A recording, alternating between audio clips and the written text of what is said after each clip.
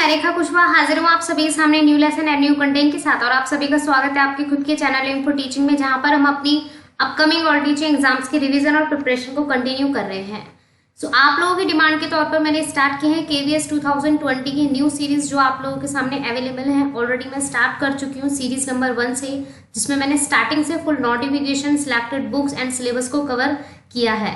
तो ये आज हमारी सीरीज नंबर 3 है, जिसमें हम KVS यानी कि 2018 के पेपर को डिस्कस करने वाले हैं, रिवाइंड करने वाले हैं। और आप लोगों को बहुत सारी चीजें इस आज की सीरीज में मिलेंगी, जिससे आप लोगों को हेल्प मिलेगी कि किस तरीके से आप लोग प्रिपरेशन कर सकते हैं अपकमिंग 2020 के KVS, PRT, TGT and PGT में। तो लास्ट तक वीडियो जरूर देखिए और अपना पॉजिटिव फीडबैक एंड सपोर्ट देने के लिए लाइक इट जरूर करें, ताकि मैं यूं ही आप लोगों के सामने सीरीज लेकर आ सकूं। तो स्टार्ट करेंगे। फर्स्ट ऑफ ऑल आप लोग यहाँ से पूरी तरीके से मेरे से और एम फॉर टीचिंग से जुड़ सकते हैं। ये लिंक आप लोगों को डिस्क्रिप्शन में मिल जाएंगे। सभी लिंक आप लोगों को डिस्क्रिप्शन में दिए गए हैं। सभी लिंक से जुड़ें और एम फॉर टीचिंग को पॉजिटिव सपोर्ट दें और सब्सक्राइब जरूर करें, ताकि एवरी वीडियो का नोटिफिकेशन, एवरी सीरीज का नोटिफिकेशन आप लोगों को टाइम पर मिल जाए बेल आइकन के साथ। एक और नोटिफिकेशन है, मतलब एक और लिंक है आप लोगों के सामने डियर इंग्लिश का। ये पर्टिकुलर यूट्यूब प्लेटफॉर्म है, जहां पर आप लोग अपने और कॉम्पिटेटिव एग्जाम से रिलेटेड कंटेंट को क्लियर कर सकते हैं इंग्लिश से रिगार्डिंग। और वहां पर आप लोग अच्छे से इंग्लिश को लर्न कर सकते हैं, मीन्स बहुत सारी वोकैबुलरी कंटेंट आप लोग सीख सकते हैं। तो इसको भी फॉलो कीजिए और कंटिन्यू कीजिए यहाँ पर भी। सो स्टार्ट करेंगे। फर्स्ट ऑफ ऑल आपको मैं बता दूं, जो नेक्स्ट सीरीज होगी उसमें हम पार्ट 2 कवर करेंगे, यानी कि ये जो आज का होगा पर्टिकुलर पार्ट 1 होगा, जिसमें हम 2018 के सिलेक्टेड कंटेंट को कवर करेंगे as a journal paper, Hindi और इंग्लिश को। ठीक है, और पार्ट 2 में हम कवर कर देंगे और सभी जो हमारे रिमेनिंग क्वेश्चंस हो जाएंगे वो सभी। सो स्टार्ट करेंगे। एक और चीज आप लोगों के लिए मोस्ट इंपॉर्टेंट है, और वो है बिग एप्रिसिएशन, यानी कि इस क्विज के अकॉर्डिंग, यानी कि ये जो सीरीज होगी यहाँ पर आप लोगों को 3 से 5 क्वेश्चन मिलेंगे। या तो 3 मिल सकते हैं या तो आपको 5 क्वेश्चन मिलेंगे। तो इन 5 या 3 क्वेश्चन का आप लोगों को आंसर कमेंट सेक्शन में देना है, ताकि मैं उन कैंडिडेट का आंसर नेक्स्ट सीरीज में बता सकूं और उनका नाम भी बता सकूं ये कौन कौन से कैंडिडेट ने उन 5 क्वेश्चन का सही आंसर दिया है।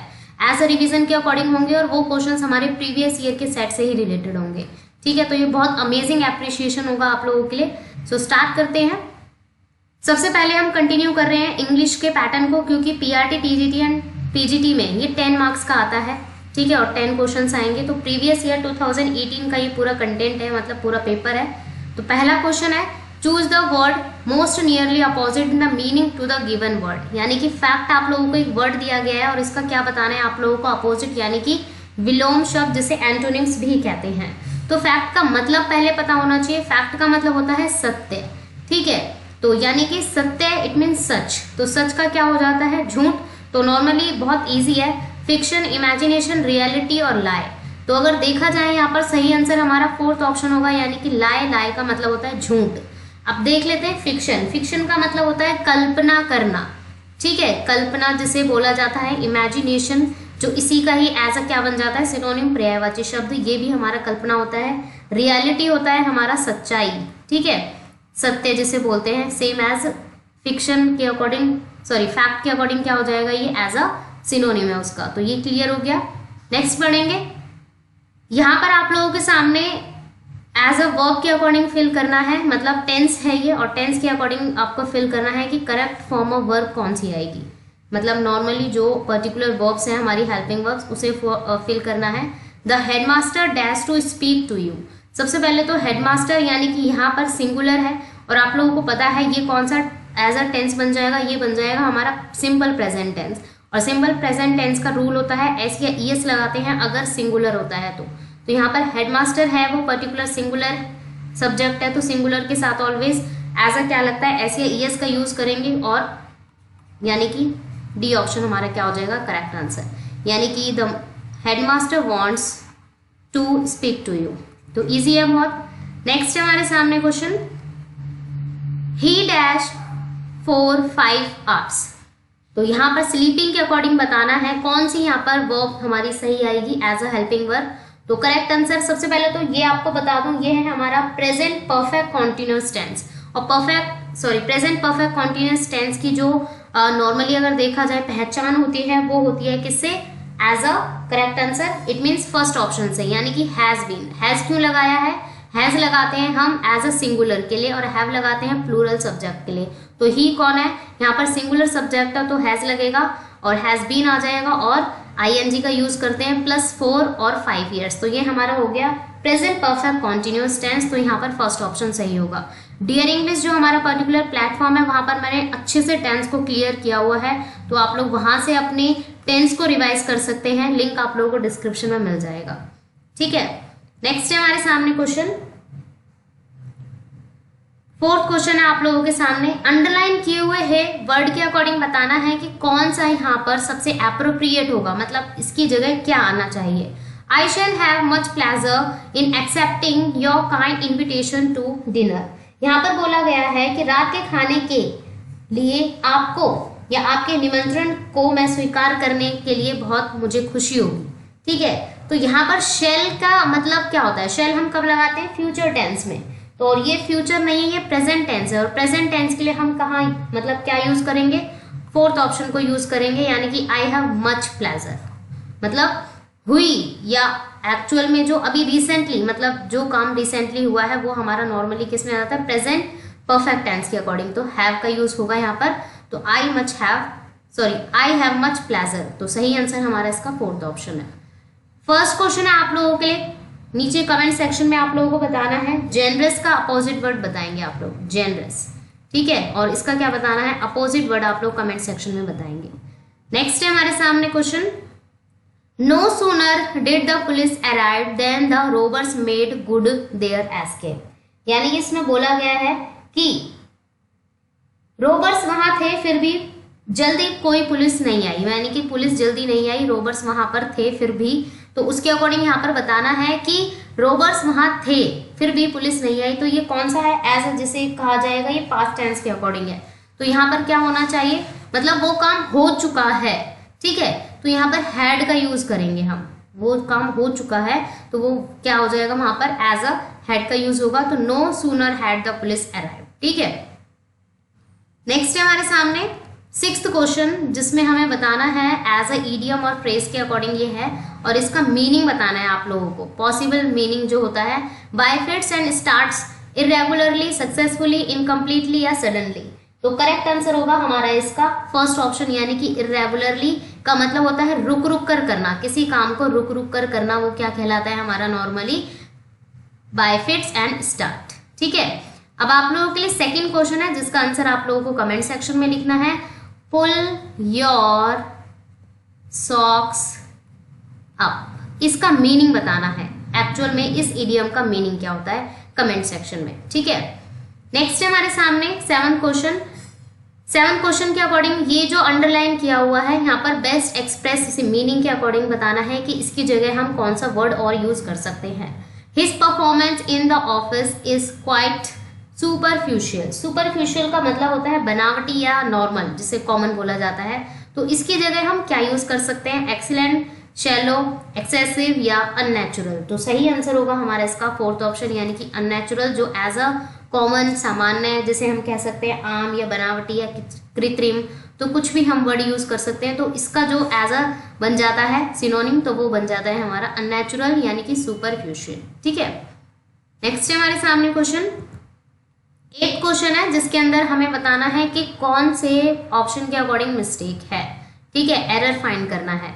It is high time that we send the answer to this query, यानी कि इस क्वेश्चन में बोला गया है उचित समय है या यह उचित समय है कि हम इसका उत्तर भेजें। तो मतलब भेजे के अकॉर्डिंग क्या आता है, नॉर्मली अगर देखा जाए तो ये पास्ट टेंस के अकॉर्डिंग है, तो सेंड नहीं होगा, यहाँ पर सेंट का यूज होगा। ठीक है, तो जो एरर होगा वो कौन से ऑप्शन में होगा, सेकंड ऑप्शन में। तो करेक्ट आंसर हमारा इसका दिस वन है। यहाँ से आप लोगों को क्वेश्चन फ्रेमिंग पता चल रही है कि कौन कौन सा टॉपिक्स आ रहा है केवीएस में। ऑलरेडी मैं जो केवीएस का सिलेबस शेयर किया है मैंने आपके सामने, उन्हीं में से ये कंटेंट है, याद रखेंगे उसी में से पूरा कंटेंट आया हुआ है। नेक्स्ट है हमारा 9th क्वेश्चन। 9th और 10th क्वेश्चन सेम होंगे और इसके अंदर बताना है, सबसे पहला यहाँ पर डिस्क्राइब करना है इस वर्ड को कि किसके अकॉर्डिंग आता है। ऑर्थोडॉक्स, ऑर्थोडॉक्स का मतलब क्या होता है, ऑर्थोडॉक्स का मतलब होता है जो पर्सन परंपरावादी होता है, जो पर्सन परंपरावादी या कट्टरपंथी होता है, मतलब जिसे अपनी परंपराओं से, अपने कर्तव्यनिष्ठ होने से बहुत ज्यादा लगाव होता है, मतलब वो व्यक्ति बहुत ज्यादा परंपराओं पर चलने वाला है, उनको मानने वाला है। तो क्या बोला जाएगा, थर्ड ऑप्शन यहाँ पर सही होगा, यानी कि one who hold established opinions, यानी कि अपने रूल्स एंड नियम्स के खिलाफ नहीं जाता, वो उनको मानता ही है। तो सही आंसर हमारा सी ऑप्शन होगा, जिसे ऑर्थोडॉक्स कहा जाता है। नेक्स्ट है हमारे सामने एक्सप्लिक्ट। एक्सप्लिक्ट क्या होता है? एक्सप्लिक्ट का मतलब होता है कोई भी चीज हमारे सामने क्लियर है, स्पष्ट है। तो यहाँ पर कौन सा ऑप्शन दिया गया है? तो वो है हमारा इसका थर्ड ऑप्शन, यानी कि स्टेटमेंट दैट इज ऑब्सोल्यूटली क्लियर, जो हमारे सामने जो कथन है वो बिल्कुल क्लियर है, स्पष्ट है। तो एक्सप्लिक्ट का मतलब होता है स्पष्ट या बिल्कुल क्लियर, ये साफ साफ, जिसके अंदर कोई झोल नहीं है, कोई फेक नहीं है, सब कुछ क्लियरली नजर है, आ रहा है। तो अब आप लोगों के लिए जो थर्ड क्वेश्चन है वो है आप लोगों के लिए इसी टॉपिक से रिलेटेड है, कॉस्मोपोलाइट। कॉस्मोपोलाइट, इसका मीनिंग बताना है आपको। ये एक पर्टिकुलर मतलब एज ही जैसे वन वर्ड सब्सटीट्यूशन के अकॉर्डिंग ही है, इसका आंसर बताना है कमेंट सेक्शन में, और थर्ड क्वेश्चन है आप लोगों के लिए। नेक्स्ट है हमारे सामने, अब स्टार्ट हो जाता है हमारा हिंदी का सेक्शन, जिसके पीआरटी, टीजीटी एंड पीजीटी के 10 क्वेश्चन आते हैं तीनों में ही। तो यहाँ पर बताना है, निम्नलिखित विकल्पों में से सही वर्तनी वाले शब्द को चुनिए। उज्ज्वल ऑलवेज गलत करते हैं बच्चे, मतलब कैंडिडेट्स गलत करते हैं हमेशा, क्योंकि उन्हें ऐसा लगता है या तो उज्ज्वल की सही स्पेलिंग सेकंड होगी या थर्ड होगी, बट करेक्ट मैं बता दूं यहाँ पर फर्स्ट ऑप्शन, यानी कि जो ज आता है वो दोनों ही हाफ आएंगे, याद रखेंगे। एक होता है कवित्री, कवित्री में भी बहुत कैंडिडेट गलत करते हैं। तो कवित्री आप लोगों को कमेंट सेक्शन में बताना है कि कवित्री कैसे लिखा जाता है, ठीक है? तो कवित्री आप लोग कमेंट सेक्शन में बताएंगे। इन 5 क्वेश्चन जो आप लोगों को मैं क्विज में दे रही हूँ ना, ये 5 के 5 क्वेश्चन मैं नेक्स्ट सीरीज में आप लोगों के अकॉर्डिंग देखना चाहूंगी कितने कैंडिडेट्स ने सही आंसर दिया है, ठीक है? तो उनका नाम मैं लूंगी, तो ये भी ध्यान रखेंगे कौन कौन से कैंडिडेट्स एप्रिसिएशन के लिए वहां पर रेडी हैं। 12 क्वेश्चन है, जल्दी चलो। रेखांकित में से कौन सा विशेषण है? परिमाणबोधक विशेषण, अनिश्चयवाचक विशेषण, निश्चयवाचक विशेषण या क्रिया विशेषण? तो सही आंसर होगा हमारा इसका फोर्थ ऑप्शन, यानी कि क्रिया विशेषण। जहां पर किसी काम के करने या होने की पता चले, किसी काम के करने या होने का पता चले उसे हम क्रिया कहते हैं, और जहां पर किसी काम के करने की विशेषता बताई जाए उसे क्रिया विशेषण कहते हैं। तो यहाँ पर चलने की विशेषता बताई जा रही है कि चलने के लिए क्या बोला जा रहा है? जल्दी। तो इट मीन्स क्रिया यहाँ पर चलना है और उसके साथ जल्दी लगाया जा रहा है, तो वो हो जाएगा हमारा क्रिया विशेषण। नेक्स्ट है हमारे सामने, इनमें से कौन सा शब्द पर्वत का पर्यायवाची शब्द नहीं है? नहीं है के अकॉर्डिंग बताना है। भूधर, नग, नभ और शैल। तो सी ऑप्शन होगा हमारा नभ, क्योंकि ये किसका पर्यायवाची शब्द है? आकाश का, ठीक है? आकाश को नभ बोला जाता है, गगन भी बोला जाता है, ठीक है? और बाकी जो है भूधर, नग और शैल, ये हमारे पर्वत के पर्यायवाची शब्द है। नेक्स्ट है हमारे सामने सुख, चैन। सुख चैन में हमें बताना है, सुख चैन में कौन सा हमारे सामने समास है? कर्मधारय, तत्पुरुष, द्विगु या द्वंद्व समास? तो द्वंद्व समास ऑलवेज होगा, क्योंकि द्वंद्व समास किसको रिलेट करता है? जहां पर और या के अकॉर्डिंग हमारे शब्द आते हैं, जैसे माता और पिता, भाई और बहन, सुख और चैन। तो ये बहुत इजी, मेरे लिए बहुत फेवरेट समास होता है ये 6 की 6 समासों में से। और समास का टॉपिक ऑलरेडी मैं लेकर आ चुकी हूँ, अगर नहीं आपको ऐसा लगता है कि न्यू टॉपिक होना चाहिए तो वो भी आप लोग कमेंट सेक्शन में बता सकते हैं। नेक्स्ट है हमारे सामने छाती पर सांप लौटना, एक मुहावरा है और इसका सही आंसर बताना है। तो कष्ट पाना, भयभीत होना, साहस का काम करना या ईर्ष्या करना? तो सही आंसर है हमारा फोर्थ ऑप्शन, यानी कि ईर्ष्या करना, किसी से जलन होना। छाती पर सांप लौटना, किसी से चिढ़ना या किसी से जलन होना, वो हो जाता है ईर्ष्या करना, ठीक है? नेक्स्ट है हमारे सामने क्वेश्चन, परिक्रमा शब्द में उपसर्ग बताइए। उपसर्ग का मतलब होता है, उपसर्ग का नॉर्मली आप लोगों को मैं इसमें डिफरेंस बता देती हूँ। आप लोगों को उपसर्ग और प्रत्यय, एक छोटी सी ट्रिक है, आप लोग याद रख सकते हैं इसे भी। ऊ का मतलब होता है आगे, ठीक है? और प यानी कि पीछे, ठीक है? तो जो शब्दों के आगे लगकर नया परिवर्तन करते हैं उसे उपसर्ग कहते हैं, जो शब्दों के पीछे लगकर नया परिवर्तन करते हैं उसे प्रत्यय कहते हैं।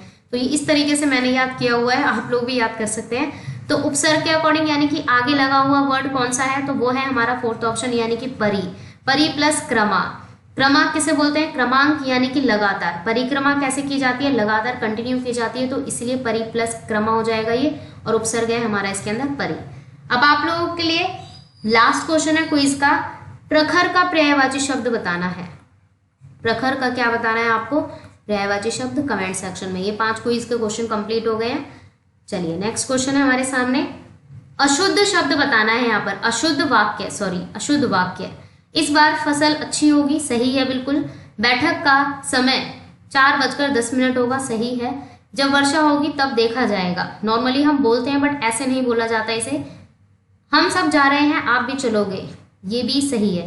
तो करेक्ट आंसर यहाँ पर हमारा सी ऑप्शन होगा, जब वर्षा होगी तब देखा जाएगा। ये तो हम बोलते हैं बट एक्चुअल में हमारी वर्तनी भी कई बार क्या होती है, गलत होती है। इसे हम सही मानकर बोल लेते हैं, इसका एक्चुअल में होना चाहिए जब वर्षा होगी तब देखेंगे। इस तरीके से बोलते हैं इस सेंटेंस को करेक्टली, ठीक है। तो ये हमारा अशुद्ध है वैसे। नेक्स्ट है हमारा 18 क्वेश्चन है, सिंह वन में रहता है, सिंह यानी कि शेर के अकॉर्डिंग। तो इसमें कारक कौन सा है? में आता है विभक्ति चिन्ह के अकॉर्डिंग।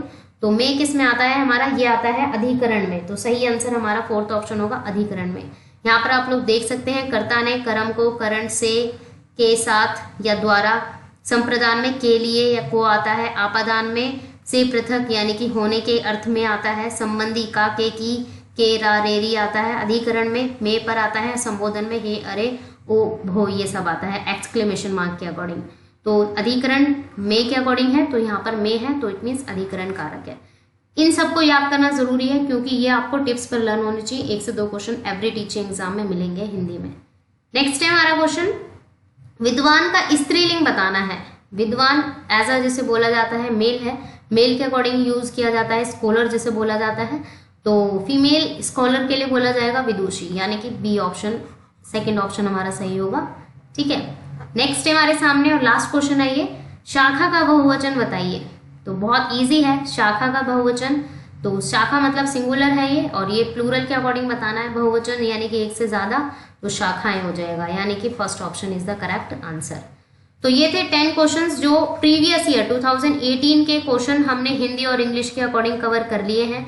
अब जो बाकी रिमेनिंग क्वेश्चंस हैं वो आप लोगों को मिलेंगे पार्ट 2 में। तो पार्ट 2 में आप लोगों को तभी मैं अच्छे से कंटिन्यू कर पाऊंगी जब आप लोग पॉजिटिव फीडबैक देंगे, लाइक हिट के जरिए और सब्सक्राइब एंड शेयर के जरिए। और नेक्स्ट वीडियो आप लोगों के सामने ऑलरेडी मैंने बता दी है क्या आएगा। उस नेक्स्ट वीडियो के अकॉर्डिंग अपना पॉजिटिव फीडबैक दीजिए, लाइक हिट एंड कमेंट करके वीडियो बताइए कैसा लगा, ताकि मैं इसी तरीके से कंटिन्यू कर सकूं। ये सभी लिंक आप लोगों को डिस्क्रिप्शन में दिए गए हैं। एम फॉर टीचिंग से और मुझसे अच्छे तरीके से जुड़िए और अपनी रिविजन और प्रिपरेशन को कंटिन्यू कीजिए सब्सक्राइब करके इस चैनल को। So keep learning, thanks for watching. और जो भी क्विज के 5 क्वेश्चंस हैं उनको जरूर अटेम्प्ट कीजिए और अपना आंसर मतलब ऐसा कमेंट करके बताइए, ताकि मैं उनका बिग अप्रिशिएशन नेक्स्ट वीडियो में कर सकूं। Thank you and keep learning.